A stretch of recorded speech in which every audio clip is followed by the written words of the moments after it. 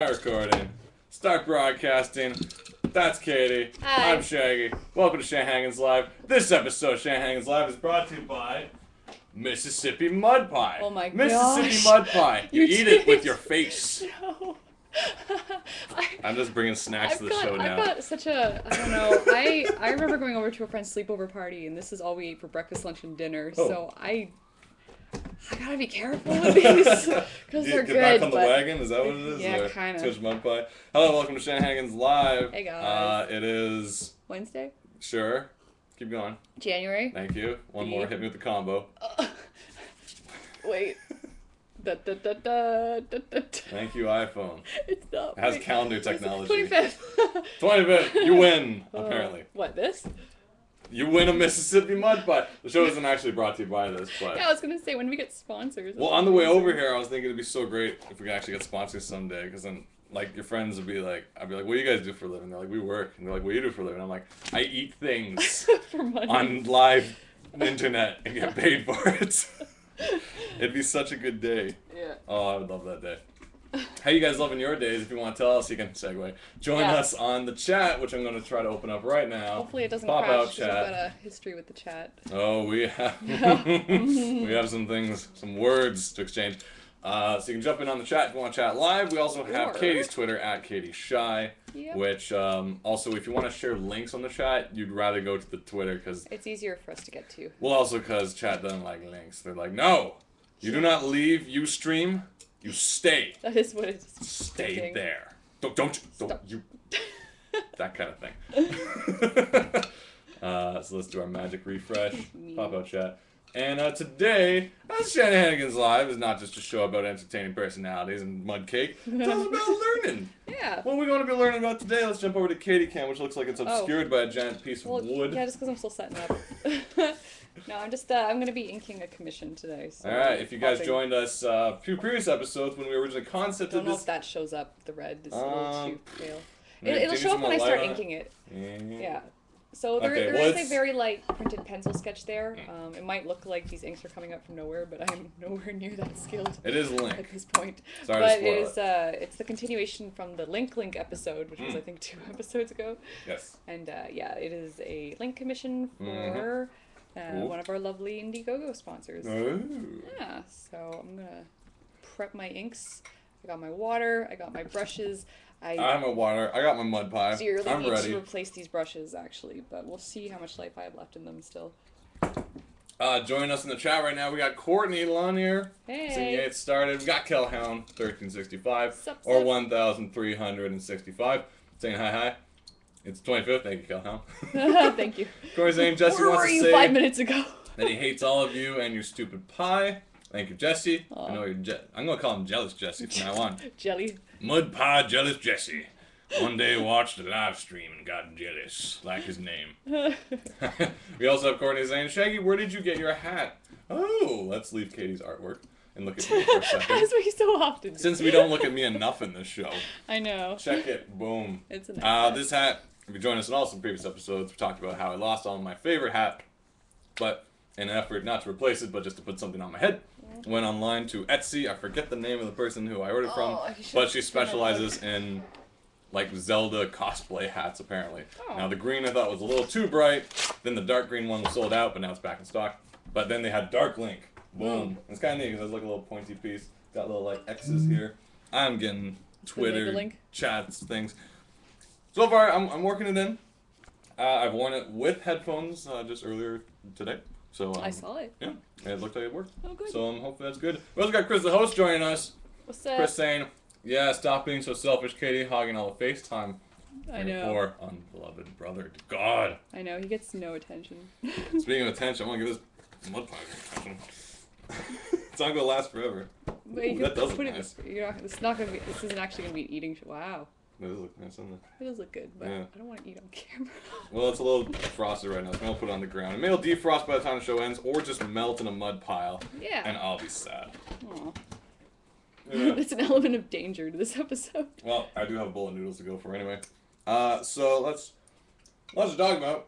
Oh, so much to talk about. Mm-hmm. Maybe we should go over to Katie for some learning quickly first. Sure. Well, I'm just coating my brush to let all the ink you let all the ink just kind of soak up in there. Mm-hmm. I got my new ceramic dish, which I'm really happy about for storing the inks in because it was really hard to clean it out of the plastic dish. This way I can wash it a little easier. And, oh, I got a hair in there now. Oh, already. Yeah, it's gonna Looking like a hairy ink dish. Take it back. Apparently you're in the broadcast too somehow. It says your name. Weird. Really? But Sandy in this talk's joining us on the Twitter saying LOL. Stands for laugh out loud. I didn't realize you guys had started, and I was in the other room and really freaked out because I could hear talking. It was almost like we were there with her. Oh, and her just hiding in her room. I like to terrify all our viewers. Look forward to a convention near you. Meanwhile, Bella Fox, or Mile Bella Fox, hey, no kidding. Hey, asked if they can have some of the pie, and I say nay. Well, she lives in the city. Wait, she does? Yeah. Well, if she can get here in the next hour and 18 minutes. And show us your magnificent Belle show. The one who, where, what? It's Victoria. Promote this. Hmm? Promote this. Don't just like. Oh, secrets. sorry. Yeah, no, I thought you were like, whoa. Yes. What is the website? Pavlov's Dogs. It's Put you on a spot. Fun bell music. I wish I had. I've been to those shows where they ring the bells. Yeah. And like, there's like maybe 6 people or so. I might be horribly wrong, but they each have like 2 bells. Don't hire us to do your It's like PR. it's 5, you idiot. Oh, 6 is so last year. It's a really good show. There's a lot of fun events in Toronto that I like checking out. Like yeah. A lot of the Nerd Girl pinup, a lot of the different. Hey, usually the Bell shows show up at like the Nerd Girl events. Yeah, they're really fun. And they start off the show with bells, and it's like a song, but each person is responsible for like 2 notes, and it's like blows your mind watching this happen. Because you're like, you guys must have like practiced this or something. They're just freaking playing this song. It's all in one go. Pretty amazing. It's pretty impressive. So check out Nerd Girl Pinups if you're in Toronto. I don't know if those shows still happen at the Comedy Club around Ossington, Bloor, maybe. Well, if you check the site, they'll tell you where they're performing. I'm reminded of I used to go to a thing. Sorry, I got food in my mouth because I'm eating That's it. what happens when you eat on camera. That's one of the not do's. It's like when people listen to radio, drives them crazy listening to people eat, and you get like. Wait, they can watch you eat now. They can watch the. At least there's context. Get caught in your beard for later. Back in my days of being in the city and being like, I don't experience enough in the city and art and life and magic, so I started going out to a bunch of events, and one of them was actually ran by a friend of a friend. It was called Tongue. It was kind of this like artsy thing where people. A bunch of interesting artist friends in the city. Yeah, there is. But it was like this event where people all showed up. It was at the Concord. I don't know if that cafe is still there anymore. It was in the back, and it was just artsy things. Like I can't even express it what it was because well here's the show would start with I hear from the back room Tongue, and I'm like what the hell. I look over there and there's this giant red thing walking down the alley going Tongue and it's a tongue. Why didn't I go to this? And I'm like, this is crazy. And then stuff just gets weirder throughout the night and people are doing poems and there's this girl who I dubbed her Sheep Girl because she had kind of like sheep hair. Aww. Like it looked like a little sheep. A little curly. And she's up on stage and she kind of sang like a sheep too. She's like the warbly. Yeah, and then she's up there, and then people are getting up and start dancing because apparently that night was the Random Active Dance Society was at the club. I like that. And I'm like, it's just sitting there like, whoa, that's weird. Like the random person beside me, I'm like, check this out, and then she gets up and starts dancing. I'm just like, what is going on in here? Where am I? I've walked into like this weird artsy tunnel. It's amazing. And at the very end, they pull out drums, and everyone just goes at drums for like the next 2 hours, and it's like 1 a.m. Haven't been back in a while. I don't know if they do it anymore. We should do that again. Another around the city. What's going on? Yeah. Now that we're doing our incentive. Oh, our learning. Our learning program. Nice segue. Because this is one of my topics. Yeah, I like this. So each month, as I've stated in previous episodes, we can jump over to Katie while I'm talking because you don't need to look at me all the time. Yeah, I'm cool. I'm good. So you look at nose. Oh, and I'm out. Boom. Each month, I start this new incentive from New Year's, part of my resolution. How's your resolutions going on, guys? Yeah, how's it going? I want to learn something new. Something. Could be like a skill, could be like a hobby, anything. At least once a month. Like there could be more in the middle, but at least one thing a month. And at the moment, this is kind of largely dictated by... Oh, damn. What? You got ink all over yourself? Yeah. Great. Okay. This is largely kind of started right now by going to like lessons, like 1 day, 2 day lessons of things. Oh, Katie's... Pretend I'm not leaving. Just get a tissue. Katie's just gonna fix her ink mistake while I'll just continue talking without distraction. And on that list, there's many different things, and this month, as some of you may know, was knitting month. Yes, I went to a 2-day knitting course. I've already been to the first one. There's a second one coming up this Saturday, which eventually you'll see the fruits of my labors, I suppose, what it is. It's supposed to be a scarf. But I don't want to talk too much about it because I got a wicked article about it coming up on uberfriendship.com. You can check it out this Tuesday. uberfriendship.com. Tuesday. Not much else to say about that. It's about knitting. And until Katie gets back, I don't know if she has anything to add to it. What do you want to learn? I want to learn archery. Katie wants to learn archery and backyard axe throwing, apparently. Yeah, you never know when you might have to rely on those skills. So it's going to be a wide range of things. So you guys are thinking like, oh, is this all like home ec stuff? Like, oh, you're cooking with stir fry now, or you're knitting? I'm like, hell no, we're throwing axes after we knit. This is going to be crazy. We're doing life stuff. We want to learn like sword play. Yeah. Theatrical sword play. And as I've told you guys before, it's all kind of tied into like parkour. Or not even parkour. It's all tied into Assassin's Creed in a weird way. Because I'm kind of like, my very first new thing was ukulele. Then after that was parkour. Then after that's like knitting, and then it's gonna be like axe throwing and sword fights. So I'm thinking like that's the scenario. Like I'm jumping roofs, getting away from the guards, and from the Cesare, put the guards on me in Venezia, and I get a tear, and I'm like, oh shoot, I just knit it up. Now my cape is nice again. You can stitch it. And then I throw an axe. There you go. Boom. I like that. And then right after, to wind down, mixology. We learn how to make drinks. So then after we've got away from... We're going to do a little bartender school. Yeah. It's called mixology? I think it is. Nice. It might be slang. It's kind of like masseuse. It's kind of like frowned upon. It's massage therapist, damn it. So is mixology a good thing or the... No, it might be slang, because I think it's like bartending or mixing like, drink. Watch where you're going. Mixologist. But, so the whole point basically is just... We live in a world where we experience and see so many things, but we have no idea how they work. The thing is it's like you get used to patterns, right? And your brain, you need to kind of learn new things. You need to exercise it. You need to just experience life. So it's like, let's just try all these things we've never tried before. Well, speaking of experience life, the last parkour lesson I went to, which is before the holidays, dude had us climb up to the top. It's not, I guess it's not terribly high, but it's like the height of 2 men, or 3 maybe. It's kind of like higher than your jungle gym probably, and we had to walk across like a beam across the parkour place. Oh, dear. And I don't remember ever being scared in like of anything in like the last 20 years. I was terrified. Yeah. I was up there like just holding the pole. And like once I start walking, that's it. I fall or like, and I was just like it's this thing that like you just haven't experienced fear in so long. Like you go on a roller coaster, you're like, oh, I'm scared. Well, you're hooked in. Whatever. But like walking on a beam with no support, and you're like, I'm like, okay, I'm like a 26-year-old motion graphic animator. Why am I walking on a pole? It's weird that you did that, because I feel like within the past 3 weeks I've seen 2 features on TV about tightrope walkers who do intense things, and one was a guy who does it across like cliffs, like in the middle of mountain range. Yeah. And I think he's got like one of those chutes where if he falls, he just pulls the chute. Oh yeah, but essentially he's walking across this chasm. This other guy, he wants to walk across Niagara Falls, our big waterfall, without a rope, without anything, because that's what his family, I guess, is known for. The only thing is that he's had family members die doing similar things, but like he's like gotta do it to. But I was just like, oh man. That's crazy. If you watch any of those like Australian or Swedish extreme sports guys who just live in the mountains and all they do is like squirrel suit across highways and like high five their friends in the car passing by like, hey. But the thing that guy was saying with the tightrope walking across Niagara Falls, it's like for him, he's not alive unless he's on the wire, and that's when things become really clear. I'm pretty alive in front of the computer, honestly. Yeah, I feel good. I'm content. I'm like, hell yeah, a new episode of ponies or something. Yeah. I feel quite alive right now. I feel, for me, it's my zen is drawing. It's when like I'm very present.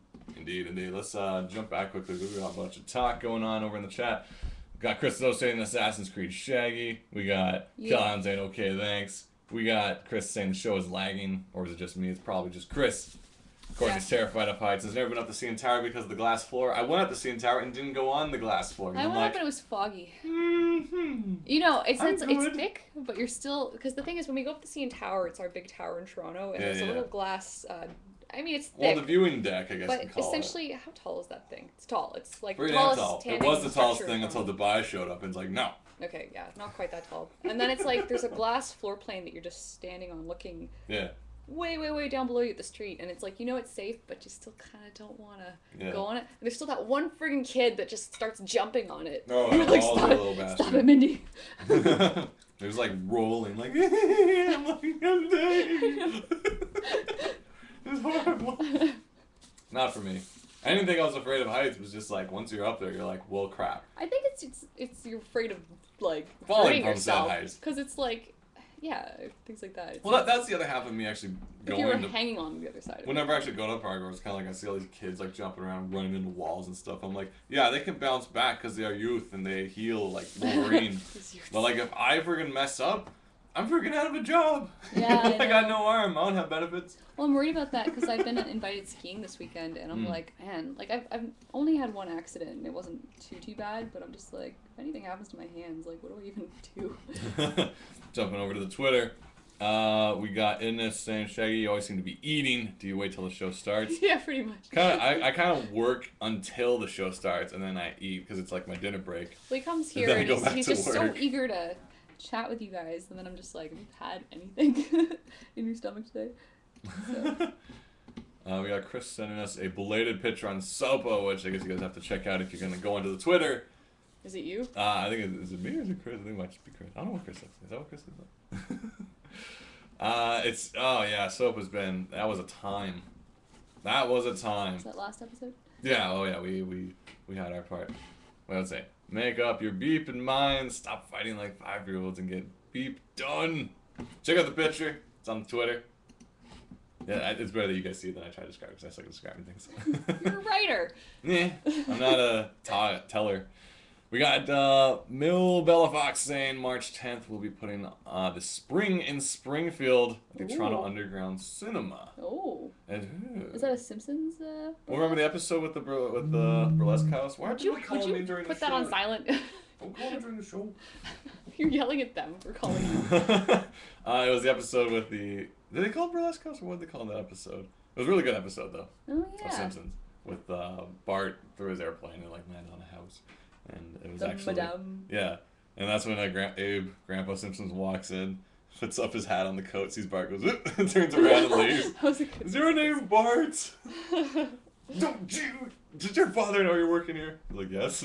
In that case, I'll have a whiskey sour and comes on in. We got Sandy saying, or in this. Were there other guys in the knitting class? Yes, there was. Another guy. One? The teacher?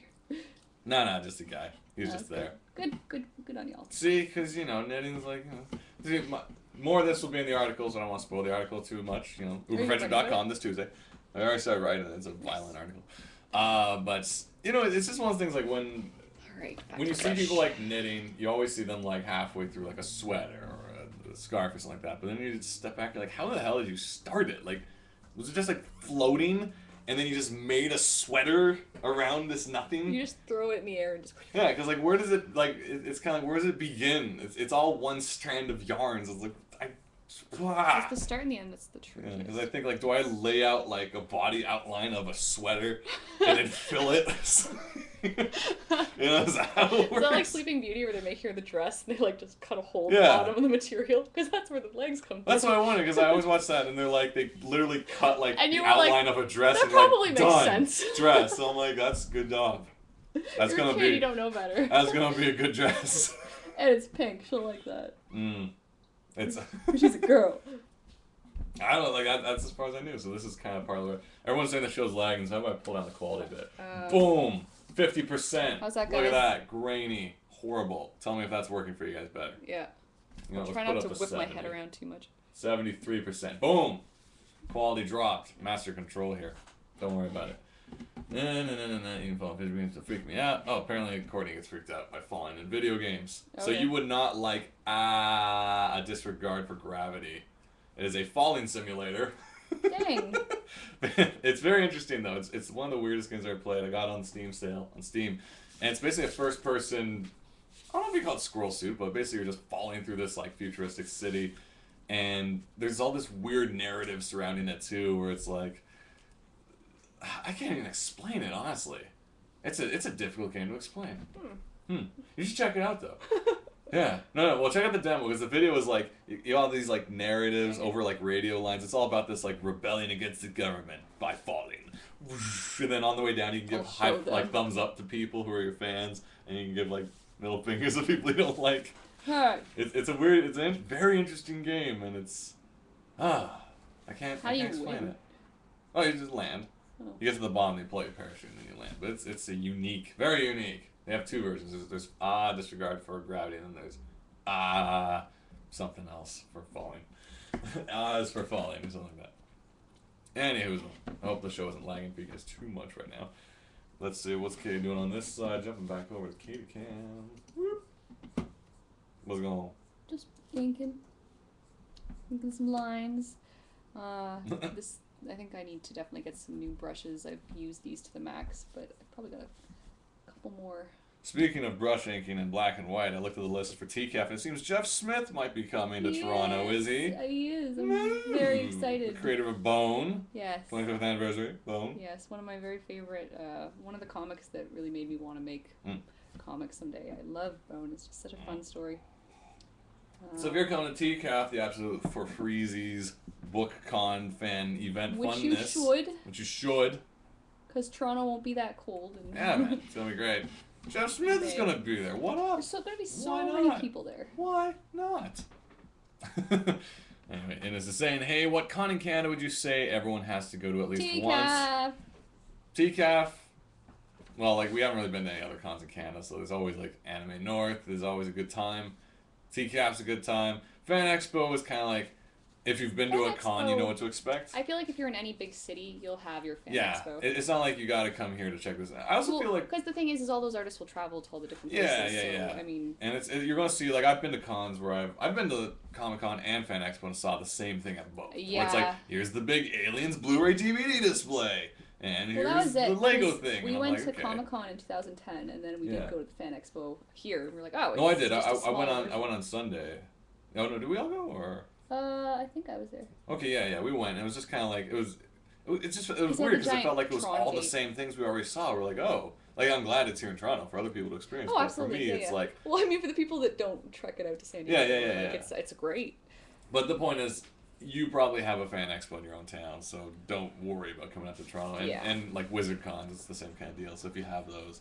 But, like, as far as, like, the more personable, it's like, Anime North is, like, it's such a strong event. It's fan-ran. Anime North is a fun community event, because you'll meet a lot of nice people, and you'll see a lot of great stuff, and you'll see so many cool costumes. And TCAF is awesome because it's even more in touch with the creators, where Anime North that's the Anime North is more about the culture, and TCAF's more about the creators. Yeah, if you go to a comic convention and you're like, man, this is too much about movies and video games and not enough about comics, I mean, TCAF is one of those great indie conventions that just brings it back to the creators. Courtney's saying, I hope Pennington Ward of Adventure Time is coming to TCAF again this year. I don't know if he will, because they kind of rotate guests, it seems. Yeah. Like, they don't want the same ones showing up all the time. Well, there's only so much space right now, I guess. That would be interesting, though. Shaggy, try typing in Scott Pilgrim hat on Etsy. It would suit you. Scott Pilgrim, did he ever wear a hat?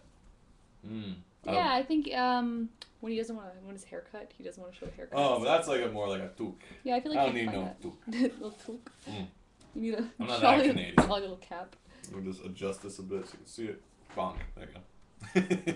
I'm wearing a Link hat, and Katie's drawing Link in black and white. How ironic. Or coincidental. Or interesting. Meh. Courtney says, ooh, I like it. Christo says, all the cons I can't go to. Anyone want to hide me in their trunk and take me for free? That's always possible, too. Like, people... Alright, well, maybe not getting in the con. But, like, going to places, people are usually more than happy. You know what you do, Chris the host? What does Chris the host do? Yes. At a convention. If you want to get in the con and tight with it, you just gotta, like, volunteer for it. Like, be something in it. Now, it doesn't necessarily guarantee you'll be paid for it, because that's volunteer. Actually, you won't. In fact, the opposite of being paid for it will happen. And, I mean, there's a good chance that some panels you won't be able to attend because you'll have to be working, but you're going to get to know the people who run the conventions. You're going to be able to take breaks and run around and see the people you want to see. I mean, I'm pretty sure they'll let you check out some panels. Well, here's my evolution of going to cons. When I first went to Anime North, we all went as, like, fans. We were kids, and we're all like, hey, Sailor Moon! Trigon, what? Yeah. You know, and all that good stuff. Then years later, I was kind of like, it's fun going to the con, but I want to be more involved. So I started doing some volunteer stuff. I joined the video crew, which was actually, it wasn't the in-house Anime North video crew. It was this other guy, had a bunch of people going around just filming things. And it was really fun because we just got like to know a good crowd of people who were into like videography and stuff. And we were just running all over the con. Well, I feel like it adds more to it when you're behind the scenes too, because you get this extra like you see all these things that are happening. I was just like filming. I was getting like I saw like Advent Children Cloud and Final Fantasy VII Cloud. I'm like, fight! I have a camera. Like I was just doing stuff like that. You get a lot of power when you have a camera. And it was fun. But then the second year when I applied for the same job, it wasn't the same job. Instead, it was more like being on camera in the main showroom and stuff. So like I was like videotaping like the either like Q&As or. What was the year that they were like, we need you to light the cute little Oh, that's pop a different star. year. Well, let's go back to this first. So I did volunteer stuff for me like 3 or so years, and the second year I was kind of TV, and they also said, oh, if you volunteer, you get a room. I'm like, sweet. And like, well, here's the deal: you don't get the keys, and we lock the door at like 10 o'clock. So like, I felt like I was like that kid. You know that scene in The Simpsons when it's like they're living at the Flanders house and it's like they have to go to bed and they're like, but there's still like sunlight outside. It's like 7 o'clock. It's like, no, it's bedtime. And I felt it was like that because like, you know, the Midnight Masquerade and all this stuff is going on, or the J-Raves and stuff and all night anime. And if I want to sleep in the hotel room, I had to be in bed by like 10 o'clock. Okay, that was messed up. I do remember that because we found you randomly because we were separated. I was there with some friends. And we were leaving, and I think we were like, oh, where are you staying? You're like, I don't know, I'm locked out. So we just took you back to our hotel room. Oh, that might have been the second night. Yeah, and I mean, it was random that we even found you. What would you have done? I don't know. Maybe, I think I just, well, because the worst was the guy who was sharing the room with me did that thing where he's the cool kid. So he was all like, hey, do you want to like, I'm going to go out now, but can you open the door for me when I come back? He's and not it's the like, cool kid. No, but he's too cool, so I'm the nerd kid who has to do everything and stay behind. I'm like, okay. But the next night I just said, screw this noise, I'm going to stay awake all night. Yeah. Which, I don't know if it was that year or a different year, but there's one night where I said, screw it, I went to all-night anime gaming, and I was literally there all night until 7 in the morning watching people play imported Naruto games, not having any idea what's going on, and the next day, I had to videotape a live J-pop concert. So I've had no sleep. For breakfast, all I had was donuts and cookies. Yeah, so he's got this horrible sugar diet. And I am messed up. Like, this is like, you know, they're talking about like a teen kid who's had no sleep, and they're at the last big concert on the Sunday of So you're talking about like everybody there by this point. Yeah, there's gonna be everyone there, and I'm on one of the main cameras. I'm on the tripod, filming J-pop bands who flew over to Toronto. It's a big deal. I have no idea why I'm entitled to this job, and I start getting delusional because I'm like tired and hungry. And after a good like hour or so into the show, I start thinking, the audience is against me. I was looking around, being like, they're all out to get me. We're not gonna let that happen. Oh, I'll give you an encore, all right. I was doing that thing too because I just wanted to go to sleep, and then like people started climbing for encore. I'm like, no, don't come back, die, No. fall down, don't come back on stage. You try and blind them with the lights, a little trip. Well, that was a different time. Oh. So I don't know if it was the same Anime North, but I was because I did a bunch of different tech stuff. For as much as you love Anime North, you get screwed by it a couple times. I did a bunch of tech stuff, and one of them was lighting. Like it was that weird year. If anyone remembers, one year at Anime North, the main stage was in the main dealer's room, which is the giant hall, the TCC, Toronto Condor Convention, whatever the hell. But all the audio and stuff in music and music videos and crap were in there too. So like right behind vendors was giant speakers blaring like music and crap like that. And one of the performances was the singer or the main character, I forget, because I think both of them have come to Anime North on different occasions, from Digi Charette or Caret or Charet or whatever. Yeah. Whatever they call it. Girl with the green hair, she's a cat, and it was the theme song with like happy smile, hello, like all, all that good stuff. I knew those cold at the time, and it was good that I knew those songs off by heart because I knew how to light it.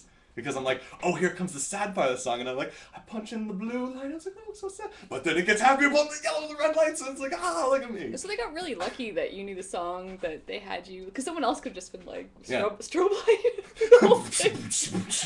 Well, it was interesting too, because then later there was this like masquerade dance sing-song group that was doing a sequence from Chicago. They had a comedy, but they're all like anime girls with guns and stuff. It was badass.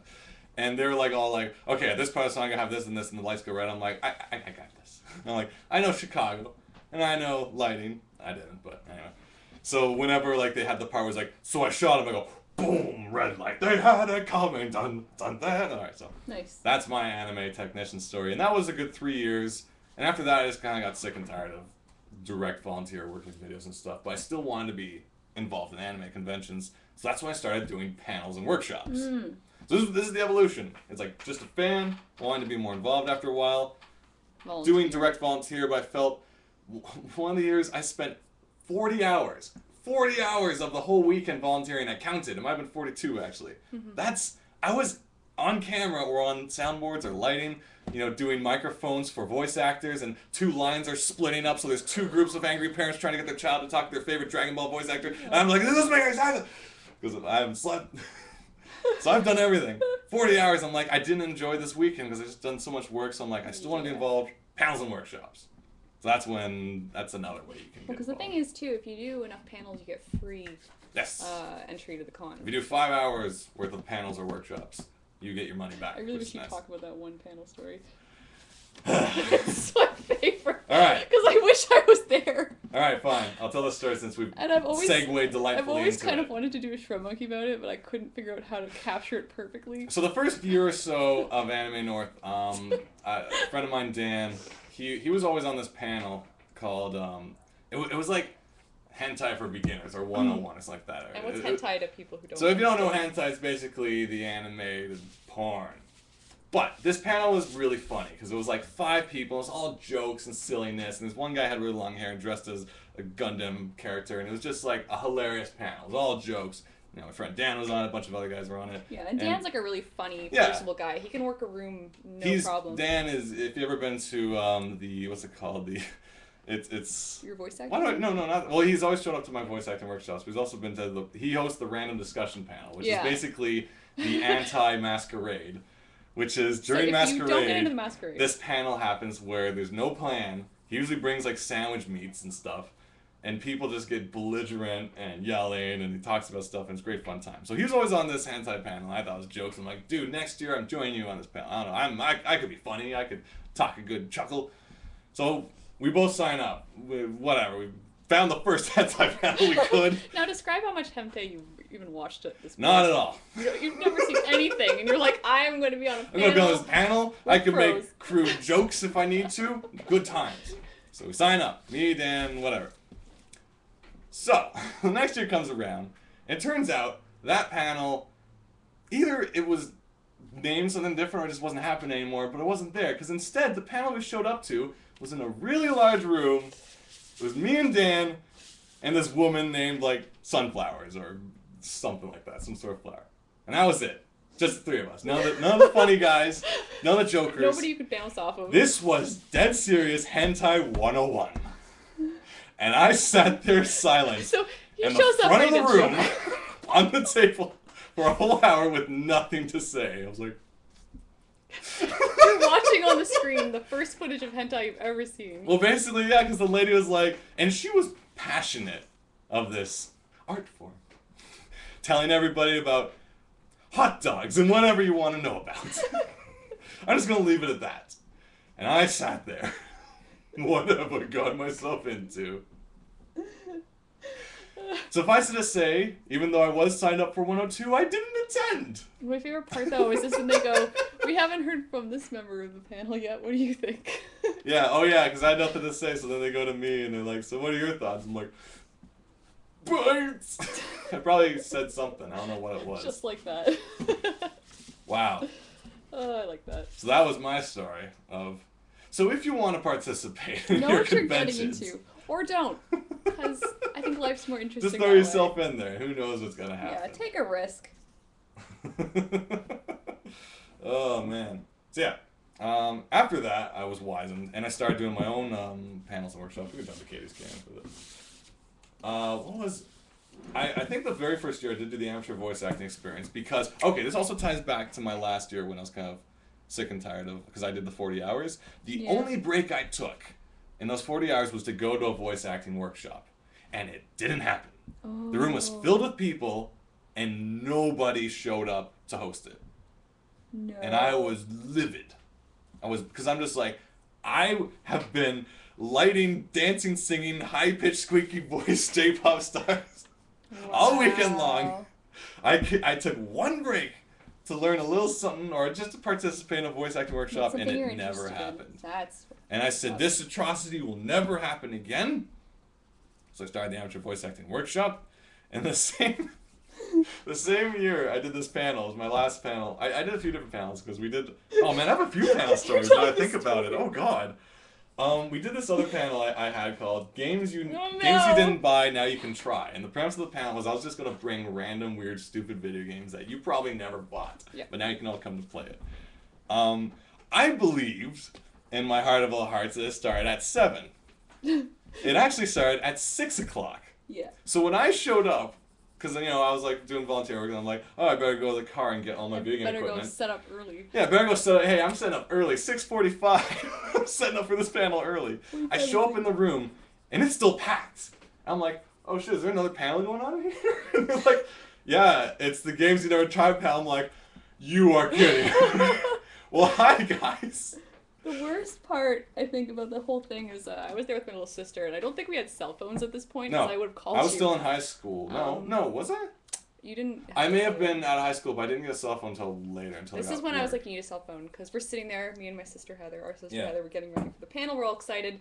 He's 10 minutes late. Okay, it's fine. He's like 20 minutes late. We're like, this is getting really awkward, because people are there, they're still hanging around, they're still like kind of... Usually cons people have nothing to do, so they'll just show up to a panel. I mean, the support of us, though, we're like, oh god, I can't be here when he shows up. So Katie and Heather left before I even got there. Stuck out. Because I don't know. I don't even know. I don't know where the mix-up happened, because I swore it was at a certain time. And it was like the last panel of the whole con, too, which is interesting. Yeah. Like, not like the very last panel ever. Your panels are always pretty packed, though, which is fun. Yeah, well, but this one, so it actually turned out pretty well. Like, people just stuck around because they have nothing else to do. Not everyone goes to closing ceremonies, so they all showed up. And I brought games like the Street Fighter, the movie, the game. Yeah, to make it fair, you made it fun afterwards. Yeah, and then I had Typing of the Dead, and I let people play, so people are, like, typing and killing zombies and stuff. And it was just, like, fun, and people were laughing, watching the cutscenes and stuff. It was a good time. Yeah. That was one of my bad panel experiences. He always makes up for it. I tried it. Yeah. I hand out food.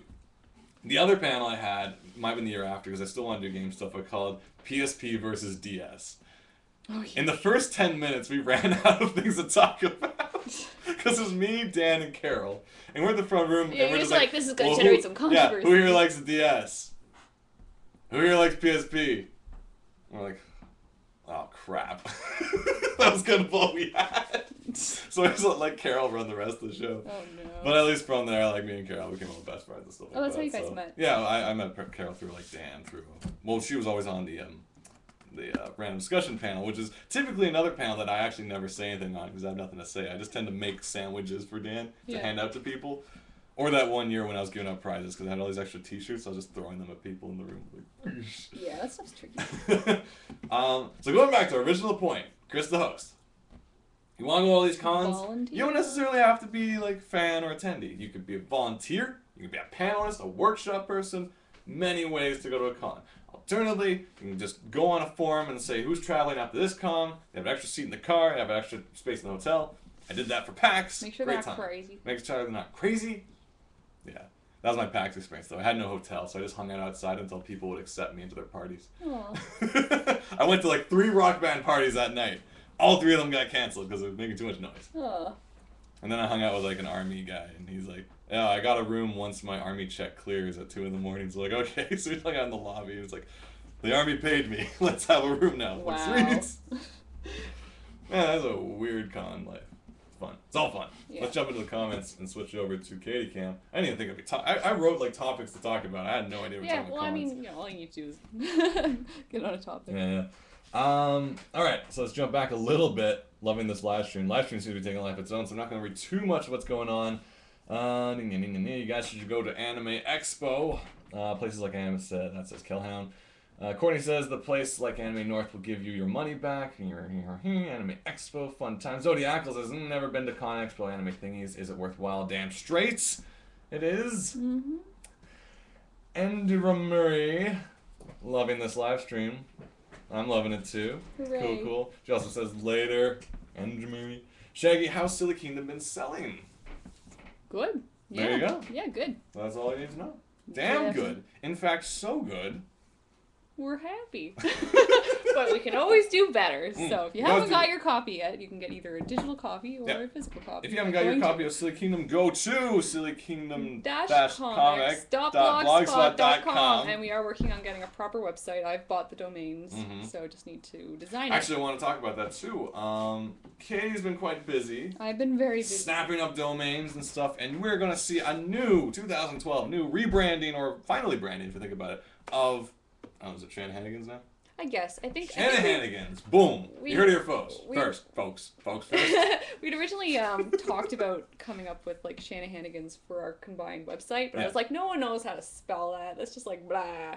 But it's our name, and it's kind of like, I feel like it symbolizes us pretty well. Yeah. So because people remember. On the books, you always kind of wrote the siblings Shanahan. I'm like, that's kind of cute, but I ain't no Grimm brothers, so whatever. You saw through it. But I don't travel Germany and write tales. I don't know. But I always thought Shanahanigans was a little closer because I'm all for shenanigans and Shanahanigans. Yeah. And but then what do you do by Shanahanigans? You want to do Studio Shanahanigans? Well, originally it was going to be Studio Shanahanigans. And did we actually own that URL for a bit or no? We owned Shanahanigans. I let it go, and then we bought it again. But this time we're going to do something with it. Shanahanigans.com or .edu or whatever the hell we got to make it. .net. .edu. .mcmaster.u. University of Toronto. Waterloo. It's like, okay. Shanahanigans, it's going to be the main central hub for all this good stuff. There's going to be Shanahanigans live page with the fan work, the fan art. There's going to be Silly Kingdom link in there too. Essentially, we're too spread out right now. We just got stuff everywhere, and it's got Tumblr, the not word. You have Tumblr, Blogger, DeviantArt. You sometimes use your LiveJournal. I've disbanded that. I think I'm done. And then me. Now, most of my weird stuff, like stupid things, will probably stay off the site because I want to keep the site legit. So none of this Twilight crap. Well, my Tumblr is like things I like and I fave, and then my blog is just all art only, and then this, I guess, I don't know, would I do art updates on that? I feel like it's oversaturating if it is. But and all my hard-hitting opinion pieces on uberfriendships.com will still stay there. Yeah. I'm not going to like put in... But the thing is we need a place to actually put our comics that aren't, I like putting on DeviantArt, but it's like if you don't have... a subscription, it's hard to browse. You have to go out, click the next one. You can't just click next, click next, click next. I found this out because Girl-O-Matic is down, and so it's been down for a good while. It's been down for a while, and nobody really noticed, unfortunately. No one really said nothing. Which is sad. Weird. It had its day. Yeah. So I went and all my DeviantArt comics used to be a link to the Girl-O-Matic comic. Now I've just made all the DeviantArt comics the comic itself, and just going in there and editing that was such a pain because I had to do it, go back to the gallery. Well, I went through them all, and I was realizing I'm like, you have to like delete it, and like if I did that for YouTube, I'd have to just make a whole new upload. I can't just be like, oh, I want to change this video now. But they actually allow you to swap out what your posted work is. It's very nice of them because I know a lot of other sites don't do that because it's like you can have like you post up a video of cats and it's all like people comment, oh, that's so cute, I love this video. But then you switch your video to like Nazi stuff, and people are like, The thing though is, what? Yeah. I didn't say no. I didn't know. Not cute. Yeah. I didn't say that. Yeah, that'd be such a jerky thing to do. That's what I assume they fear would happen. With the DeviantArt though, it's like I didn't put all the oldest comics there, so if I wanted to add those, I can't because they would now be the newest. I can't backdate them. So if we had our own comic site, we could organize it the way we want to. Have full comics there. Well, yeah, so that's going to be the plan. Better navigation. We just got to talk some... Well, tonight, actually, we're going to go over what we want for the site, but we're going to make... Like, switch over to Katie Campbell. I'm ramming on about internet. We're going to figure out what... what you guys, too, if you want to give some feedback. Because, I mean, what if you have advice, like in a site, What do you like to see from us? What would do you like want to see irritating animated GIFs that keep spinning? And do you want ads everywhere? Our ads, if we do have ads, they'll be sensible and they'll be subtle. They'll be like for stuff right there, not just we gonna won't be like advertise for anything we wouldn't be interested in reading or using. Yeah. And if we gotta do like video ads, I want to make them myself. I don't want it. That'd in be fact, so good. All the ads should be made by us. Yeah. It's like that's our policy. It's like if we're gonna show off your pen, there's gotta be like a horse chewing on it. Like Katie drew. Yeah. He's like, this is ink-tastic. Buy this pen. It's just like flashing. And like contrast, like inverted color, like blue, red, blue. Green like text. It's like the negative, no positive, negative, positive. That'll be our ad campaign. Yeah. So advertise at shanahanigans.com. I'm looking forward to that. That should be really cool. But yeah, there'll be like a hub for this show, Shanahanigans Live. We'll have the fan art that people sent in, and like, I don't know, chat, bulletin, whatever the people use. Who knows? Bulletins. Who knows? Yeah, that thing. Because everyone loves a good bulletin. Just like the old days. The old days of the internet and life. Jumping back to the chat here. Speaking of chats and chits and chats, we got we got Andrew Murray. Is that Andrew Murray said, so good that Jerry is stuffing envelopes. Okay, I thought that was Andrew from Guys with Pencils. Gotcha. You call him Andrew Murray? Well, it's because it's ANDRUMU. Okay, well, let's do another plug for Guys with Pencils. Go. Guys with Pencils? Hey, do you like guys? I like guys. Do you like pencils? I love them. Do you like guys with pencils? Sometimes. Well, tune in to guyswithpencils.com where they talk. I mean, always.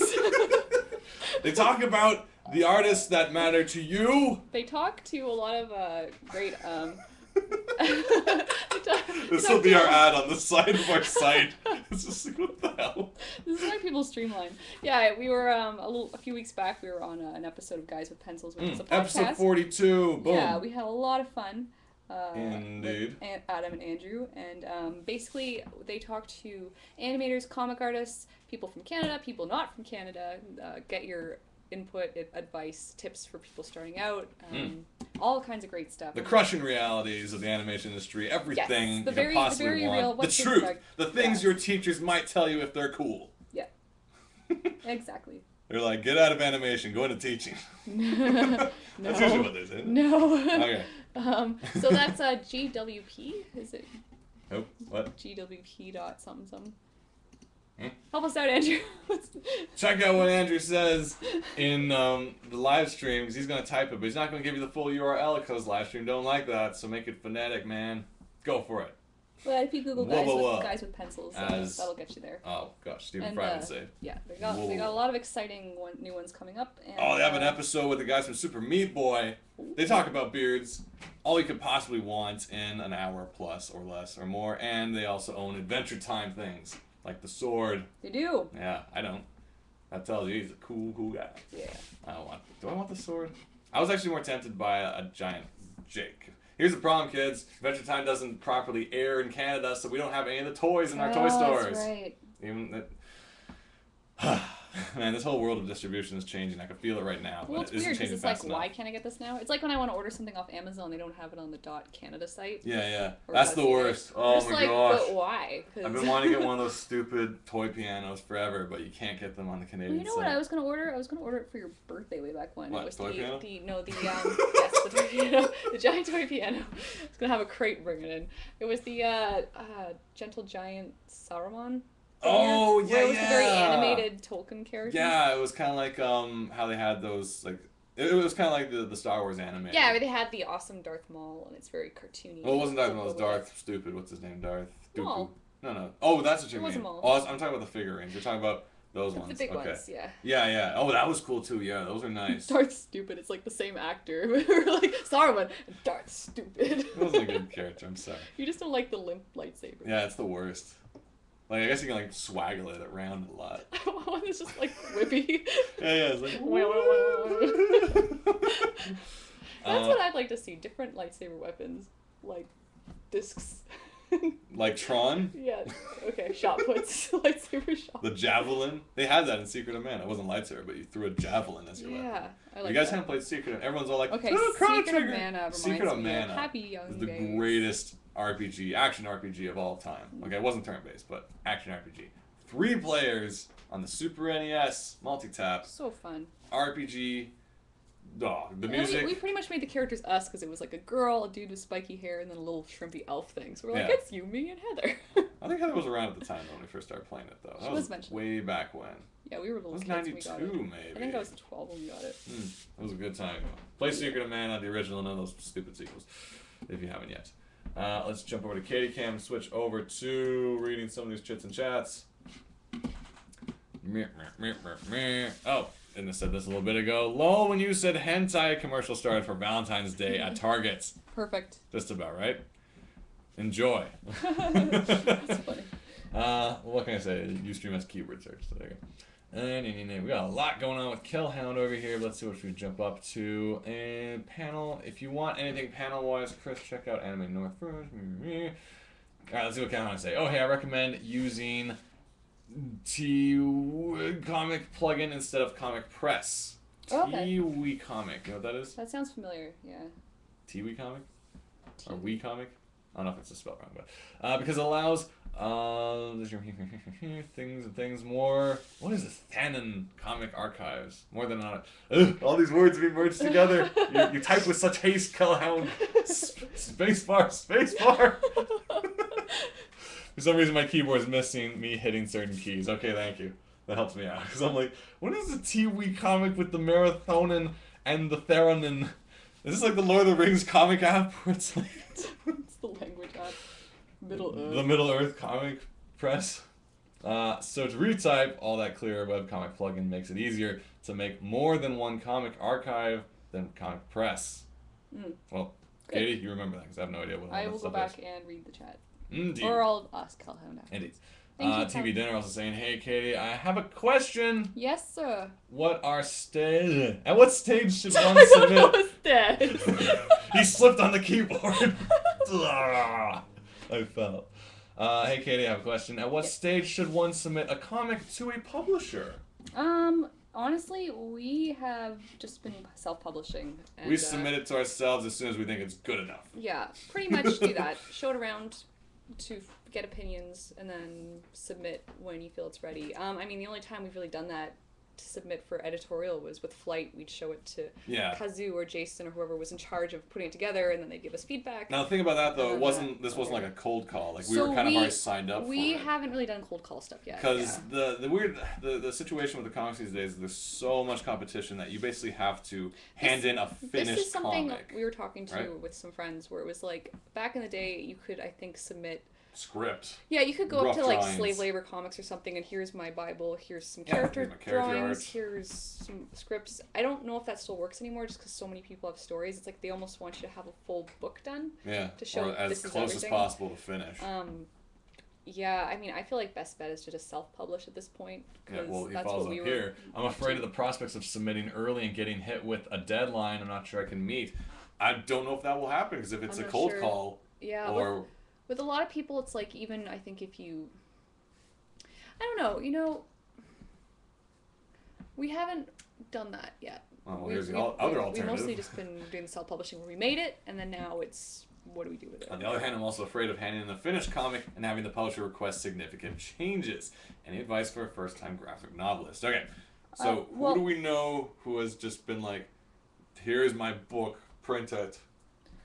Do you know anyone? Who's my book, print it? They usually have a deal before. Like, then how do they get that deal? If you I mostly know because if you guys follow the work of Faith Erin Hicks, she does. She's got a lot of webcomics. She's got some books from First Second right now. One is Friends with Boys that just came out. She also did. Maybe I'll show you guys because this is, as I recall. Let me just find this comic she did. I was watching the cat yawn on the couch. That was impressive. I think, oops, I'll fix it later.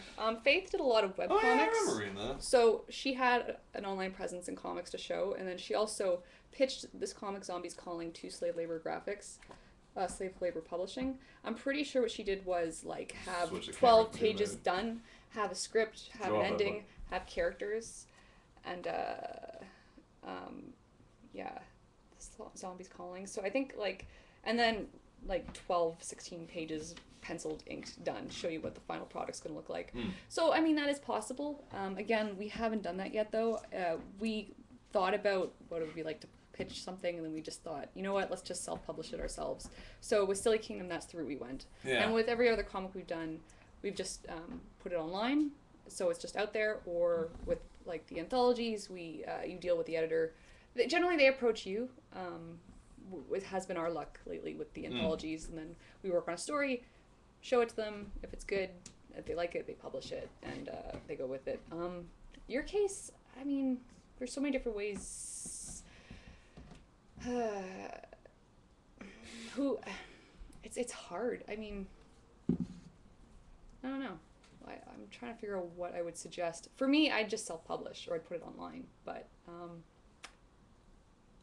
is anyone on the chat got advice to go along those lines? Have you guys on the chat? Because, I mean, we're strictly talking from a self-published point of view. Yeah, we haven't really gone that route. Have you guys on the chat brought like an original work and been like, hey, slave labor or Oni Press, make my comic a comic? I mean, because I feel that would work. Just check the websites. I don't know what the particular site is. Just check each site. Like first, second, do stuff like that? Or I think so. They'll tell you what they're looking for, whether they're accepting people. So, I mean, I check every single publication site, see what they want, if they're open. Talk to artists you know who've been published there and ask them their stories. Callahan is saying, I say when the first chapter is done. Okay. Finish comics get attention more. Yeah. Finish it, then do changes. Yeah. All right, so... Yeah. So, I mean... from Callahan, finish your comic to show you can finish your comic. You probably have to do revisions. But, I mean, I guess that's the danger why you don't want to approach a publisher with, like, a 400-page inked book. Yeah, if it's your, like, life, your autobiographical tale. At the same time, as a web cartoonist, you put that on the internet, and that's your whole story is done to your taste. So you mean you want them to print it after you've uploaded it to the web? No, but I mean, like I say, don't make a whole story and show it to a publisher, but, like, I feel like a lot of web cartoonists would do that on their own. Yeah, and there's always the random case, like Axe Cop was originally released in a horrific format. It was this weird Flash format where you had to, like, load the comic and then, like, scan around it. It was really strange. And then eventually, you know, they made the deal with Dark Horse. I don't know how the deal came about, but I get the feeling that the ball was in their park in that case, where it's like, this is Axe Cop, you've established it, you have a fan base, we want you to do what you do, but for us. Yeah. You know, like, it's lucky to have something like that happen. So, you know, there's always, like, putting your own comic on the web. Yeah, and I mean, I feel like that is definitely the way things are going. I mean, with Silly Kingdom, I didn't want to do that just because we wanted to see what would happen if we went for a published book. Specifically, something published, something you could download. Other stories, I'd like to put the comic on the web first to see how that does afterwards. Like a Daisy Cat. Yeah, it's like you or put all page... the web comics, pretty much, where it's like, you know, once you have a certain amount, it's like, here's book one. It's the collection of all these stories. I guess the question would be, I guess the question for you then, TV Dinner, if you're still around, which I don't know if you are. It doesn't look like you're around anymore. So you didn't answer my question. About... Gone. I guess the question for you guys, if you were planning on doing the same thing, is... I got lost in my anger. You're angry? I guess it's kind of like, do you want to bring a finished work and be like, can you make this? Or do you want to, like, build your own fan base and then be like, oh, it's about time to make a book. I guess who's going to make it for me? Think about what you want to do with this story. Yeah. Hey, TV Dinner is back. Okay, this list is a lie. Don't believe this list because it... Oh, you know what? It shuts people out sometimes. People get logged off. Yeah, this list is a horrible lie. There you are. See, now you're back. How's it going? I guess the question for you is, do you have a work that you want to be completed, like, and then you want to sell it as a book, like, directly there, or do you want to, like, just get your own stuff out there and then eventually turn that into a book? That's kind of the question. Is it meant to be one solid book, or is it an ongoing thing that can then be compiled into a book? Because that's the difference of, like, a weekly webcomic being published versus a, like, complete, you know, my advice, and it's more just what I've fallen into and what I'm interested in, is self-publishing. So what I want to do is make a whole book, and then, you know, now that I have this book, maybe I can approach a publisher and be like, hey, we made this. Would you be interested in us making a book with you? Here are some scripts we have in mind. So it's easier to approach someone with that when you prove that you can finish something. And a lot of times that's what a web presence is excellent for. That's like, look at all these comics I made. Yep. Also, too, you can be like, this is the number of people that are interested in my work. You know, I have an audience, and that really helps sell you working with a publisher as well. But again, like, mostly we're still just starting off the self-publishing. I haven't approached anybody. I haven't really been approached by a, so I mean... see what happens if you really want to go to publisher, like, just finish. Okay, so the question was how much should you have done, right? I'd say, yeah, like Hellhound says, your first chapter, you should have an outline of where the story's going so they know you have an end, because if you show up and you don't know where the end is, then they'll get nervous. Yeah, they'll get nervous that the story's just going to peter out. TV dinner saying I'm planning on a standalone graphic novel. So you're thinking like what, like a 150, 200 page? Yeah. What are you thinking? I don't know why I'm asking you. I think you should make 1,000 pages. 3D and scratch and sniff. And pop. Go. It's like, okay, yeah, they don't put really on your shades. We were talking about that on Guys with Pencils. Nobody's tapped into the scratch and sniff graphic novel market. You know what? There was a Warren Ellis book that came out that I hadn't picked up yet. I think it was limited edition, but it came with like glasses that see like invisible ink or something. So it was like, it was printed so you read a story, and then it was like thought bubbles for things you could only see with like these glasses. So subtext to like the nth degree. It's like that movie where the guy's wearing the sunglasses and he sees that there's aliens everywhere, and then he tells this guy to put on the glasses, and he says no. He starts punching him. Is that the thing or something? Or? I don't know, but it's pretty awesome. What's the glasses on? Was that? Yeah. It's John Carpenter. Oh, it's John Carpenter. It's John Carpenter. From Mars? It's They Live. They Live? Oh, They Live. Just type in They Live on YouTube and look for the scene where he's like, put the glasses on. He's like, no! That's the Pengu thing, right? There was like a Pengu version. Chew bubblegum. Pengu did that? A lot of bubblegum. A whole lot of... Oh, that's what that line's from. Yeah. Oh, Gotta watch that at some point. Add that to my list. Yeah. Thanks so much for the advice. Yeah, This show's no problem. officially educational. Boom! Now we can get silly again. Okay, where's that pie? Chocolate pie! Oh, Let's man. eat this. I'm not gonna touch that till I'm done. I'm gonna eat it with my soup fork. I have proper... Oh, God, that does look good. I did bring spoons, though. No, please, don't. No. Never. No. Never say no. Stop, Stop it. Go! We reached our educational quota. I'm wondering, because we've been invited to do a panel at Com Bravo, and I'm like, is this going to be the panel? I sit down. We answer one question from the audience. I bring a cooler. And then this guy just shoves spoon in his mouth. They're like, alright, next question, what you got? And they're like, how do you pronounce the wizard's name? What don't you understand? Next question! Come on, keep running. You have to bring me food if you have a question. Yep. Leave it at the altar. As an offering. You're gonna have an... Oh, God. Oh, man. That'd be great. Yes. Let's jump back into the chat. We switch over to Katie Cam and get away from my mess. Let's see. We got Kelhound saying, my friend. Yes. My friend. Not us, but it's saying, hello, my friend. I have a tale. My friends. My friend Joe got his book, A Friendly Game, printed by Slave Labor Graphics. Cool. And he basically handed Dan Vato a binder that was the whole story with just without the tones. Oh, cool. He had to redo the beginning. Nice. Yeah, there you go. That's Like, good. yeah, you don't have to like physically print a book and be like, this is what it's gonna look like. It's like, Yeah. just give them a do-it-hang I guess with just stickers on it. give them as clear a vision of what it's going to be as Yeah. you can, with in mind that you might have to do revisions. Yeah, like, you know, just because you are entering their world. Like, I know Yeah. it's your story, but they are representing it. Like, And you have to just give them an idea of what the final book's going to look like. yeah, so you might, like, you know, this goes to the argument of how far you're willing to bow to change your story. But, you know, you are working with people who have an image and a, you know, design. You know, and sometimes, like, you know, like, having done it for a while, like, they'll, like, I'm sure they'll have really good advice. Oh, yeah. I'm It's not just like, I'm going to change this so it's fine. Make his hat have a pom-pom. Pom-pom every page. And you're like, no! Who's the senator? I like this guy. This is the slave labor graphic center. I like pom-pom. All characters. Pom-pom for all. And then you have to think that, like, maybe it's such a bad thing that the other characters have pom-pom. It's like, you gotta rename the cat. It's like, to what? Pom-pom! So, In no. fact, scrap the whole sci-fi noir. We're gonna make a comic about Kitty and Pom-pom. I'm the editor. I went on my desk by Monday. 1,000 pages. FYI, Joe was the one who did the Pied Piper story in the anthology, Katie and Very Faggy. cool. Moo. Very cool. Alrighty. This is the Cautionary Fables and Fairy Tales comic anthology that we're doing a comic for. The what? It's the Cautionary Fables and Fairy Tales comic anthology we're doing a comic for. Wow, where can I find this? You can, well, it's coming.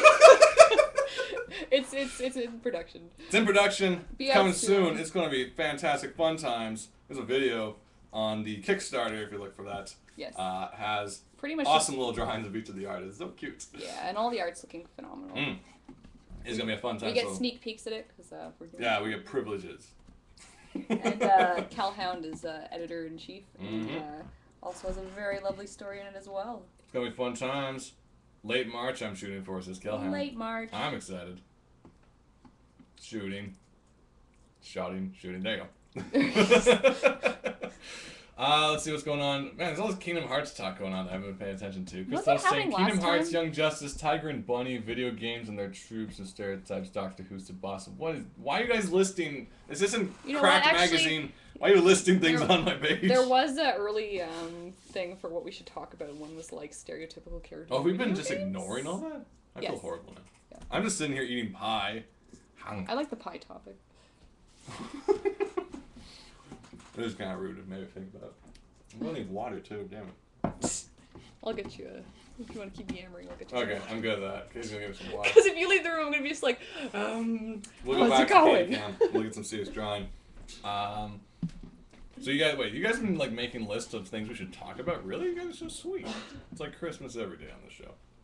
I also have a list. Let's see if I got through everything. Oh, okay. Talk about this quickly. Sorry, I'm ignoring your list.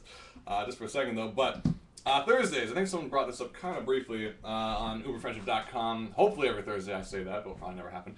But I'm doing a thing called Food and Film Review, where I review a film I've never seen. At the same time, I also make a dinner I've never made before, and they both get the same rating. So let's see how films affect each other. The article I really liked your Die Hard one. The article for Stir Fry and Die Hard was up last Thursday. You check that out. Just spoiler, but man, I love both. And coming up tomorrow is Roasted Tomato Soup and the Maltese Falcon. Oh, so, I'm looking forward to that. Yeah, I look forward to that. If you remember our Maltese Falcon episode. Great job. But this is something I'm hoping to help rectify the fact that I haven't watched all these films that I'm supposed to watch. Because everyone's like, hey, remember in the Big Lebowski? I'm like, what now? And they're like, okay, how about in the Godfather? I'm like, the Who, where? Okay. All right, let's try another movie. Yeah, just name movies. There's lots I haven't seen. Oh, we got Andrew suggesting a food and film review. What would that be? I don't know. What are you suggesting? Why is the cat licking the pie plate? No. Why do you get out of there? She's gonna get sick. Don't lick the. Now I can't take home the pie. I have to eat it all now. Thanks a lot, cat. That's what you do when you put it on the floor and it's her domain. I'm gonna eat this poor puzzle. pie. I realize now that the reason people cut pies is because they look more appetizing when you cut them. Like that just looks like a mess. Like. Yeah, well. I'll rebox it. Oh, thank you for water. That'll be good. Well, that doesn't have to leave the house. Watership Down and Rabbit Stew. I was considering doing theme stuff like Dinner in a Movie, where it's like, if you ever watch the old Dinner in a Movie on TSN, where it's like they make themed food. I was considering doing that, but like I think it's gonna be too hard. Cause like my next thing I want to make is like casserole. How do I tie that to Planet of the Apes? Like I can write, you're gonna go. Damn dirty casserole. Damn, you're gonna go ape over this casserole. I actually swore I was gonna write the review just like that. Yeah. I'm gonna fill it with monkeying around puns. It's like I was monkeying around the kitchen, and I went all friggin' Liberty statue. Were there actually monkey puns for the remake of King Kong? Because we were so excited for that. We're like, oh, it's gonna be good. But honest to God, my favorite. If you know anything about journalists and reviewers, they love being punny and silly. When no, like, if you like anything about like, even plane ticket prices were sky high today, whackity doo. I mean, for movies it's funny, but it's like sometimes newspaper front covers, I'm just like, I can't believe you did that. Like, to make me read it, where it's like, what was that one? One headline, it was like, child thrown from plane. I was like, what? I read it and it's like, 8-year-old Tommy was escorted from the plane because his parents didn't show up to put him. I'm like, what is, you jerks? Like, you want me to think that. He was escorted at 1,200 feet. It's like, son of a, you were Stupid. right. It's Toronto Sun. Yeah. That's why you don't read the Sun. That's how they get you to buy headlines, man. Yeah. Yeah, so that's going on. Basically, it's just me going through movies I haven't seen yet. And trying to make foods out of it. Similar to the whole thing we talked about knitting at the top of the hour. Yeah. 4 hours ago. It's just like, I haven't made a casserole before. What's this all about? Oh, funny story about that. We can switch to Katie Cam for this. So the stir fry deal. Here's something I didn't know you had to do when you buy a new wok. Oh, yeah. If it's like steel or whatever it is. Have you ever heard of the term seasoning a wok? Now when I say that, you might think like, oh yeah, you put season for flavor. No. No. I guess that's what you think in the Seasoning a wok is when you buy a wok brand new, it has like this whatever crap on it that the manufacturers put there so that it would not rust in between shipping and purchase and blah, blah, blah. Mm-hmm. So to properly season a wok, you have to, it's silver, you have to coat it in like oil of some sort. It could be cannoli or a peanut or whatever the hell. And based on if you want to use stovetop or, you basically just got to cook it. You cook the pan with nothing. And it starts smoking, it starts changing color, it becomes black eventually. That just doesn't sound right. And that's the goal. I looked at tutorials, I read everything, and they're like, oh, you're going to want it to change to a bluish, reddish, blackish, purplish, greenish color. And it's like, the one I landed on was I basically eventually put my wok in the oven, covered in oil, and cooked it. Wow. To get, like, first of all, my problem was all my noodles were tasting kind of metallic, and I don't know why. And I was asking around about this, and the site's like, oh yeah, it will have a metallic taste until, you cook it a bunch of times and you gotta season it. And throw it in the oven. How come you didn't read this on the box when you bought the wok? Because I bought it from Chinatown. Well, there you go. There was no box. It was just hanging. Oh, you're just looking at these instructions. It was just you're in like, a pan. Like, at first I thought when I first made dinner with a wok, I thought I was accidentally burning my wok. So I'm like, holy crap, it's turning black and smoking, it smells weird. I gotta put food and oil on it quick times. But no, like, before you use a wok, you first scrub it crazy in hot water. I washed it, of course, but like they're like really pushing. Use like friggin' like a steel wool thingy, scrub it all up, and then cook the wok like itself. And then afterwards, the suggestion was get like peas or something, like some greens, and just burn them so they absorb the remainder, like not to be eaten, just cook them just so they add additional seasoning. And then everyone's like, and then you never wash your wok with soap again. You only wash it with hot water because they say like all Chinese restaurants and stuff only use hot water. They don't use dish soap, dish detergent. That is interesting. Yeah, it's just because dish soap like it will take off the oil finish. It'll take off the seasoning. I did not know any of this. So like the other night, I was up to like 2 a.m. smoking up my house with this wok in my oven, turning black. Why couldn't you just do it at a regular hour? Because I was committed. I was like, I'm not gonna finish this fight tomorrow. It's gonna be on my mind. I'm gonna dream about it. I had all the windows open in the middle of winter. I didn't want the fire alarm to go off at 2 a.m. There are so many more practical ways to go about this. It's weird. And these are just things you just don't know. Like, no one at the store was gonna be like, hey, you're gonna season that wok, right? Yeah, don't forget to put them to burn it. Don't forget to put the wok in the oven upside down, covered in oil. Like, why? Because it's what you do. I was like, and then other people are like, oh, I just have a Teflon wok. I'm running these problems. And other people are like, oh, well, Teflon scrapes faster. Eventually, you're eating Teflon, huh? Yeah. I was like, I don't know. Well, I guess your wok's gonna last forever. Then. Order out from now on. I'm tired of this. That's what I do. Anyway, I hope casserole dishes don't have to be seasoned. Because that'll ruin my Planet of the Apes monkey night of dinner. And a casserole. You guys are nuts. Oh, creepy porpoise. Good of you to join us, though, because you said you weren't going to make it until later. So. Yeah, happy to see you. Always a pleasure. Let's jump in quickly. Christo saying, oh dear, bananas in casserole. I think you hit the French key on your keyboard. You got all these wacky Asante-goos showing up. We all have Asante-goos. I know. I hate that thing. Especially when you don't know how to fix it. I don't know how to turn it off. No. The worst is my friend Lucia had a Spanish keyboard, and like I couldn't find where to put like the @ sign on it, and just weird accents would show up. And... Well, worse is like I want the letter E, and I get like question marks. I'm like, what is going on? Well, it's like, because when we put in our English too, it's like, what are you? Canadian. And then it's just like all these French words. I'm like, no. American. Got Innes jumping in saying, what's currently in your video game system, Shag? A bunch of dust, because screw Xbox. I'm on Steam now, suckers. Boom. Downloading really cool games for cheap, and they're fun. Dungeon Defenders is the best. Good for those guys. Yeah. I feel bad for Xbox, though. Because it's like, I literally hadn't touched Xbox for like 20 days since getting Steam, because I'm like singing that Dungeon Defender song I just sang. But like all the time. I play that game till like 4 a.m. That's really cute when you're not burning woks. When I'm not burning my wok in the oven, I'm playing Dungeon Defenders. Oh man, it is a delight. If you like tower defense, you like co-op, you like action game. It's all 3 in 1 because you're running around casting spells, fighting off orcs and ogres with your friends, setting up traps, strategizing, replaying levels to do things better, gaining money, upgrading your levels, buying pets, leveling up your pets. It's such a good time. Can't even.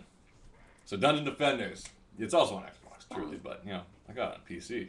Point and click, suckers. Boom.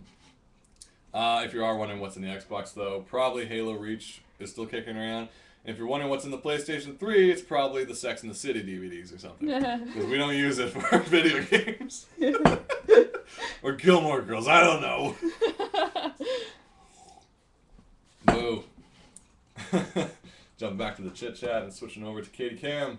Yeah, this thing's taking a little while just because the brush and the inks are chunking a little bit. Yeah, that's a shame. What do we do to stop the chunky?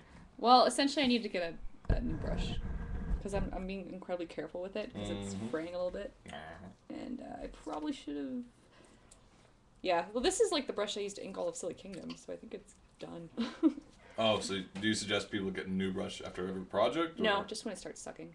Yeah. I see. Well, that was educational. There you go. Katie. Back to me. I'm out. Let's jump on to chit chat. As I said before, someone said something about Asian cooking. Gene, draw stuff. What's up, Gene? It says it's very common in Asian cooking! Exclamation mark. You gotta burn everything. Yeah, Gene, what's up? Gene, what's up with this wok business? Stop it. Yeah, Gene. Why'd you do that? Why is my wok burning my house? What else is coming up after this? Anybody know why Says TV Dinner Shrub Monkeys has been down the last few days? Yes, Girl-O-Matic is down. Says Kellhound. You read the exact words. Yeah, I just found out yesterday because somebody asked me on DeviantArt and I was like, what? And then I went to Twitter just like, does anyone know why this is down? And John Peters, who does Gypsy Girl, was also like, yeah, I noticed. No one's really fixing it. So they're looking into it. But essentially, this is like the thousandth sign that we really need to get our own website going. But until then, all the Shrub Monkeys are on my DeviantArt. So katieshai.deviantart.com. So the navigation isn't great unless you have a subscription, but you can still click out, click in, click out. The full comics are there. We were also talking about, as part of the rebranding the new sites, Shrub Monkeys will still remain Shrub Monkeys, but we might we're thinking rename a new series. We're thinking things. Talking things. We're thinking of we're thinking things. I don't want to say anything before we know for sure, because then it becomes anything. like I'll update every Tuesday, and then it's like sorry guys, I'm working, and then I feel like a huge. Well, no, I didn't say we're gonna like do things, but I said we're thinking about. Well, we're thinking of like. I don't know. Maybe we'll put it to you guys because we're curious, and you know you're here, so you can be the first ones we ask. But we want to make, obviously we want to continue Shrub Monkeys because we have fun with it. The word Shrub Monkeys, I guess, at a time it kind of meant something, but like, and it still kind of does. But okay, well we're thinking of changing it to Shanahanigans. Kind of tied in with the whole site. What do you think? Because there's Shanahanigans Live in comic. So then it's you go shanahanigans.live or shanahanigans.com/comic, and that's Shrub Monkeys. It'd be like the Shanahanigans. Everything else is just like all our our blogs, all our Ustream, everything. So it just kind of ties things together. But like it's called synergy. We're thinking about the other reason. The other reason is because the second highest search term. If you Google Shrub Monkeys, there is a site shrubmonkey.com, and that's why if you have a comic, you should buy the domain really fast. Yeah. Essentially, it's this rant blog, but it's Shrub Monkeys. Are we allowed to curse on this show? The ladies part starting with the C word of the day. Yeah. And it's not our site. That's not us. But I didn't make that site. That's like number 2 in the search engine. And which is weird because you started after us, jerk. I know, but yeah. So, I mean, I don't know, maybe Shanahanigans will be like the something else of the day, but like... No, it's not happening. I know Shanahanigans on like Urban Dictionary is kind of like, oh, well, when football coach Mike Shanahan or something said stop monkeying around, we go Shanahan. But I'm sure he's looking forward to someone else taking over, so he's like, why always? I want it, I'm sure he probably already has t-shirts and stuff. He's like, well, my day is done. I can't wait. Close it up, boys. These Shanahanigans are not Shanahanigans enough. Yeah. Hey. But yes, they're on DeviantArt for now until we get our site going, which is when we can get some friends to help us make the site, because right now I'm pretty busy. Oh man, people are starting to talk about the DC logo. What are your thoughts on the new DC Comics logo? Ugly! I think it looks like a broken link icon to me. Where I'm like, oh, where is it? I'm like, oh, that's it. I don't know, because it seems too soon to change. Because like once DC made like their movie I'm logo... surprised they didn't make it like arching Catwoman with her bra out and like and then like Starfire bent over touching her toes. Yeah. Yeah. That would be classier than what this one is. Because this one looks like it's like peel the sticker away and there's another letter. It's like, what? Like, here's the thing is, like, when Marvel first kind of, like, started doing Marvel movies, they had that wicked logo, which is, like, Marvel the Comics, and everyone got excited. I was excited. Yeah. I'm like, this is really cool.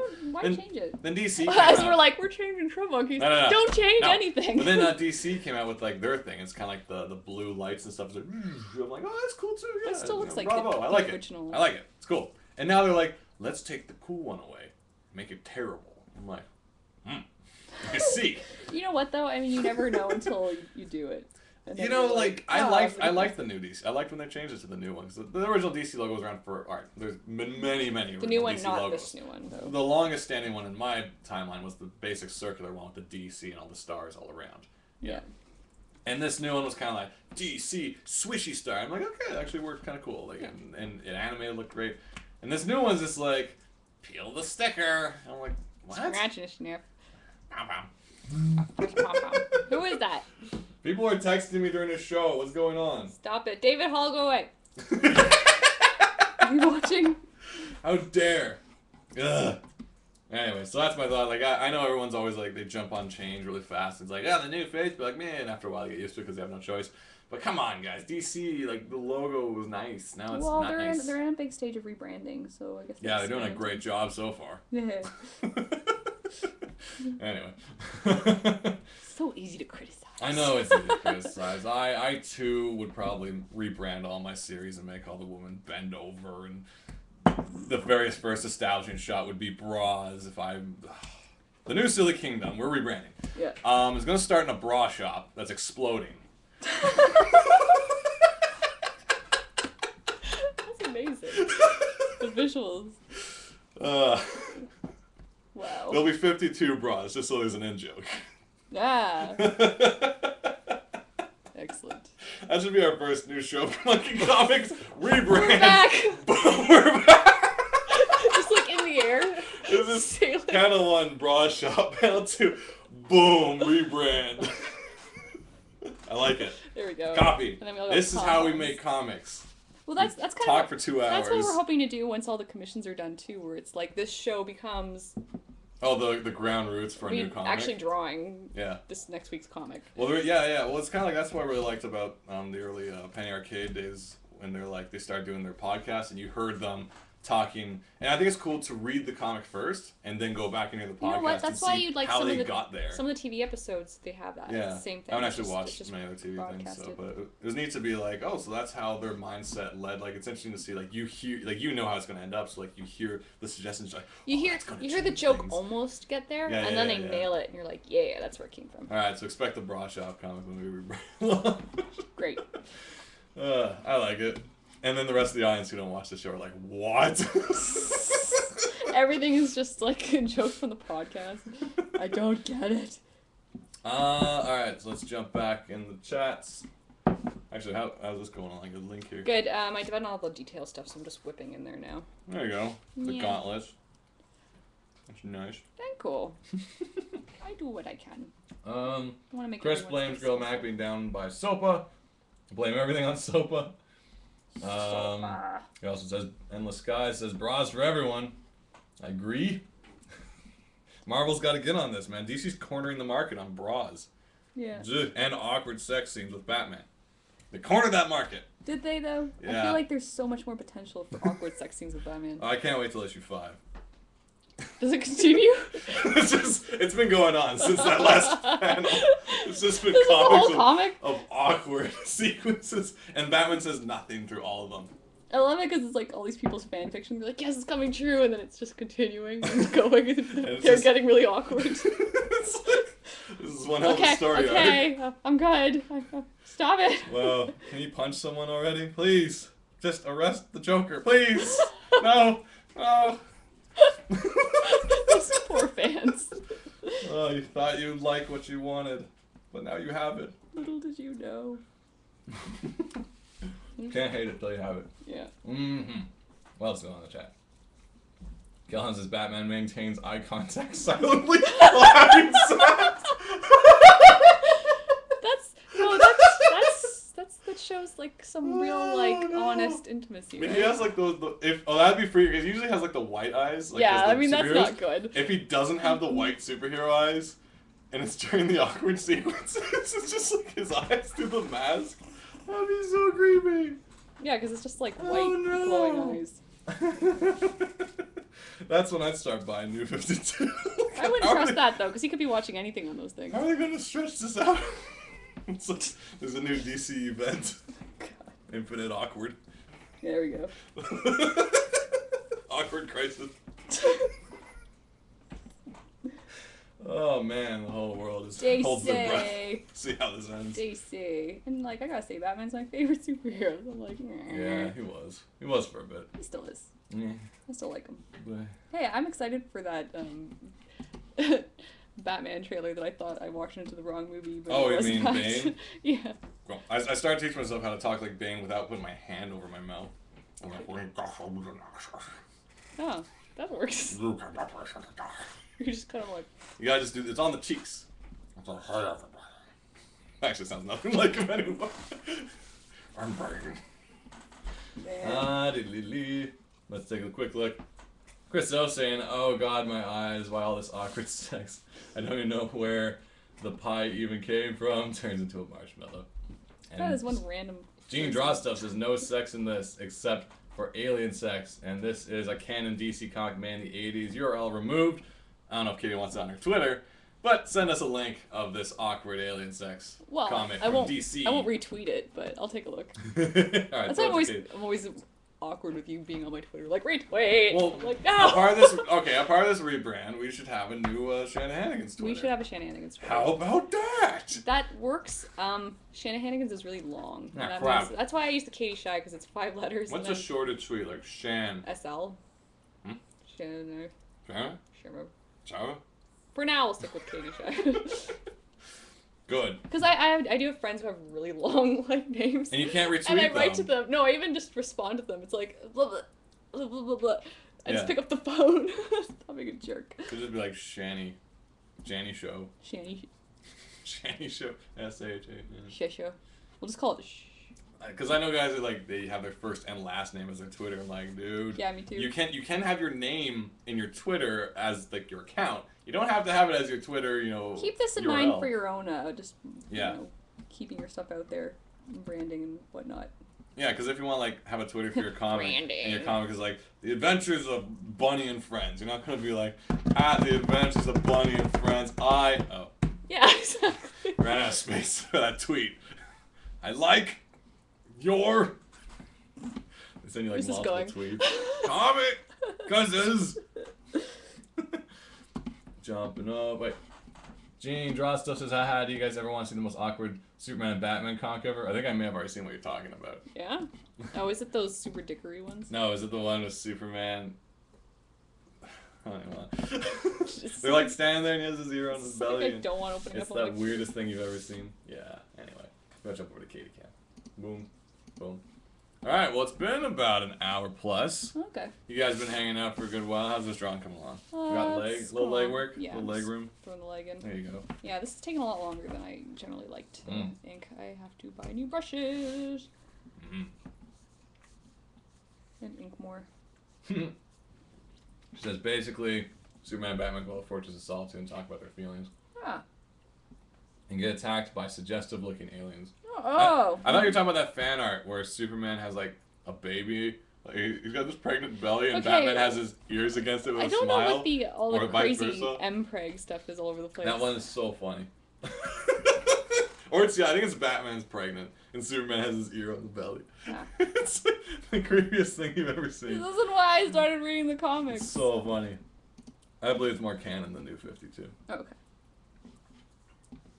I don't know, I heard like the Superman one was good. What? The Superman redo. I heard that was well done. Oh, wait. You heard wrong. No? Really? I read... Oh, I'm not sure if I read Action Comics, the new Superman, but it's like there's so much monologuing and like him basically stating everything that's happening. It's basically like a radio play. They wrote it. And he's like, I gotta throw this car into space. It's like, okay, you're doing it. Yeah. I'm punching you. Okay. Feel my punch. Good job. Thanks, Soups. Cheers. That's my thoughts, though. But hey, it's always easier to hurt than to love. So, or hate. I don't know. Well, it's easier to see things when it's, like, done. And then you're like, maybe next time I won't do that. That's a really long leg, for example. Like, what the heck? Okay. Is that bad? I can fix it. No, you can't. Holy shoot. Just send it quick. Give him one leg. Go. No. I can fix this, but yeah. Alright, well, while Kay's doing that, we'll probably start wrapping up things. Yep. It's been a good hour and a half of fun times. Yeah. Sorry I didn't get to your list. You guys' list of all these things to talk about. Hey, we got some of it. Did we? Yeah. I Quick, saw talk about Avatar. No. Okay. Next time. We talked... A lot of lists I think we have addressed, because I saw like Kingdom Hearts somewhere in there, and I'm like, I think we talked about it. Wait, we got Doctor Who, Kingdom Hearts, Young Justice. Oh, we did Doctor Who. I haven't actually seen Young Justice, did. Tiger and Bunny, I haven't watched Tiger and Bunny. Video games, I talk about it all the time. Oh, yeah. And their tropes and stereotypes. Doctor Who, we had a big episode on that. And Tsubasa. Tsubasa. I think we addressed that briefly, didn't we? Yeah, I think so. Yeah. I compare it to Kingdom Hearts because I played it at the same time as I read it. Yeah. And that's my story of Tsubasa. I think Faye is hot. Oh, Callahan says I just picked up the new Avatar comic. That was it. It was rad. Sweet. No, says Chris. A friend of mine was kind of disappointed with some of the Avatar comics because they're trying to like add more stories after the season ended, but it's kind of like repeating a lot of stuff where it's like Zuko now turning bad again. Now he's good. Aw, now no, he's really? bad again. Now he's good, kind of thing. And Where she, it's like, but... and she was kind of frustrated with that, where it's like, we already went through this arc. Wait, now he might turn on us. Now he's good. But he might... No. It's like that character from Indiana Jones.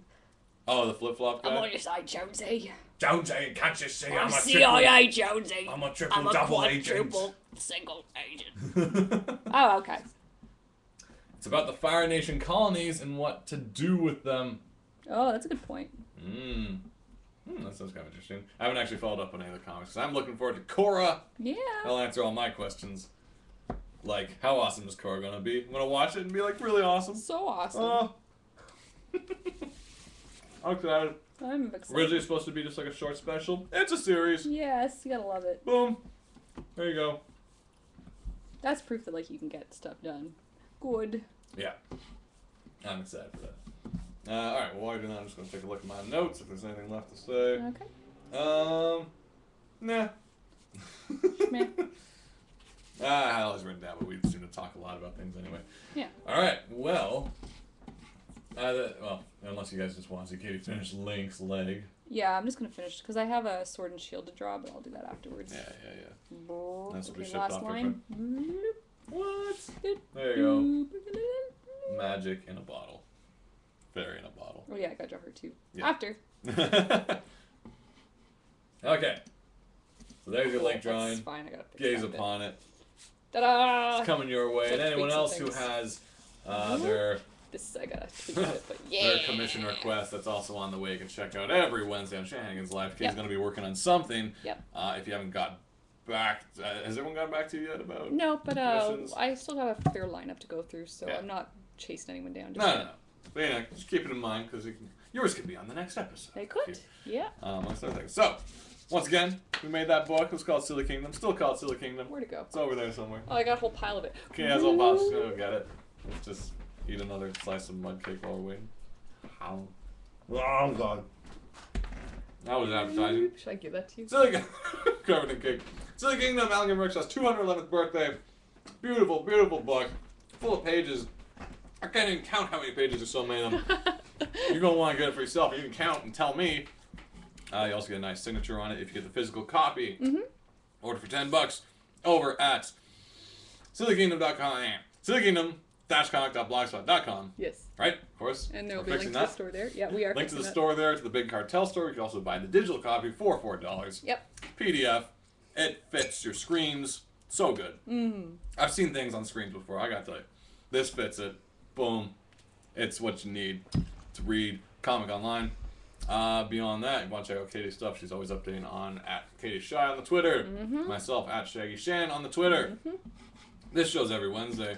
7:30 EST. Roughly. Also check out uberfriendship.com for new articles. Tomorrow I'm talking about tomato soup. Hey. Check it out. So exciting. Anything else you want to say? No. Thanks for watching, guys. Thanks for hanging out. I guess we'll see you online. And, Indeed. Yeah.